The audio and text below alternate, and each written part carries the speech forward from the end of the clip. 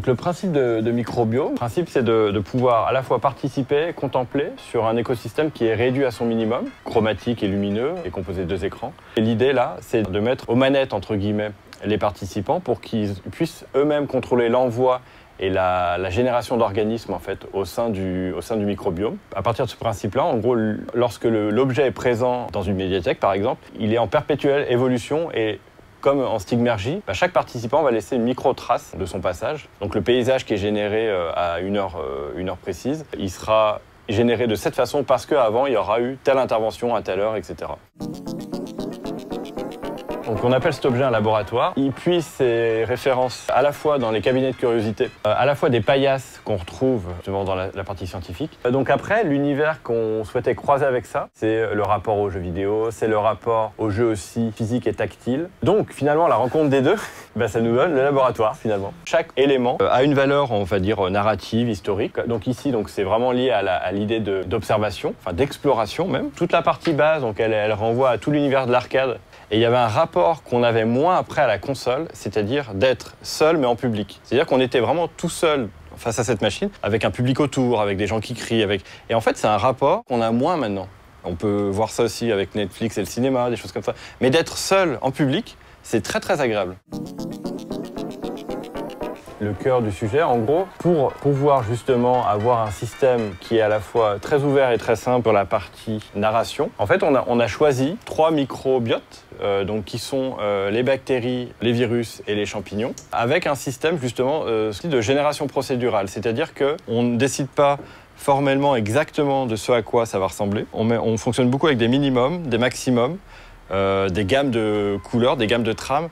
Et après, le code, la partie générative, le script qui fait ça, lui, il va respecter ces règles-là et le visuel qui en est généré, on l'a dessiné, mais on l'a surtout conçu avant de le dessiner.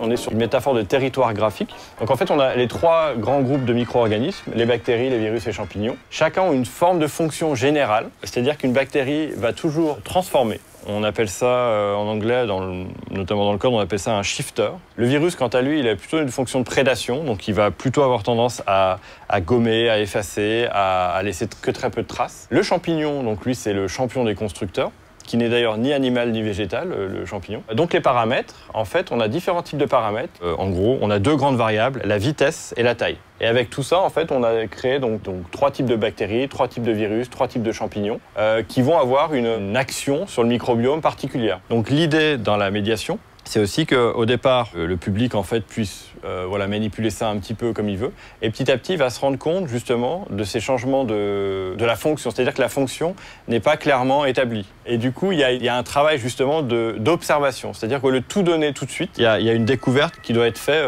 au moment d'intervenir. Et qu'il est complètement autonome. On est sur du plug and play, c'est-à-dire que la personne dans la médiathèque arrive, le branche, il démarre tout seul, et ensuite pour l'éteindre, elle appuie 2 fois derrière. On a ce joystick-là qui permet en fait, de passer d'un organisme à l'autre, donc bactéries, champignons, virus. On peut changer justement ces différentes fonctions, mais à chaque fois qu'on revient, en fait, on n'a pas tout à fait, un pathogène magnifique n'est pas tout à fait le même à chaque fois. C'est-à-dire que si je reviens là, là, on a un pathogène magnifique plutôt de cette taille-là, plutôt rose. Je reviens, là, il est d'une autre taille, mais il est bleu. Donc là, je mets lancer. Et à ce moment-là, il se transmet dans le microbiome et il apparaît ici. Donc on le perçoit un petit peu. Pendant 10 secondes, on peut le suivre. Et ensuite, on peut toujours essayer de le suivre. Mais c'est aussi l'idée, c'est qu'on perde un petit peu.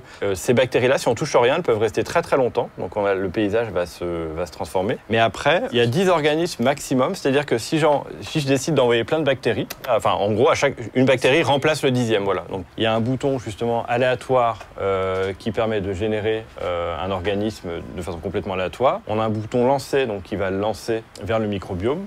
On a un bouton ici vider qui permet de faire un reset pour repartir non pas d'une feuille blanche mais d'un écran noir. Ce qu'on transmettra après, c'est la présentation que vous avez vue, une version simplifiée un peu pour la partie scientifique, médiation, et je pense qu'un petit PDF facilement imprimable en livret pour la partie atelier. Tout l'écosystème qui a été développé, comme c'est des technologies web, open source, facilement reproductibles, etc., on peut imaginer pas mal de choses.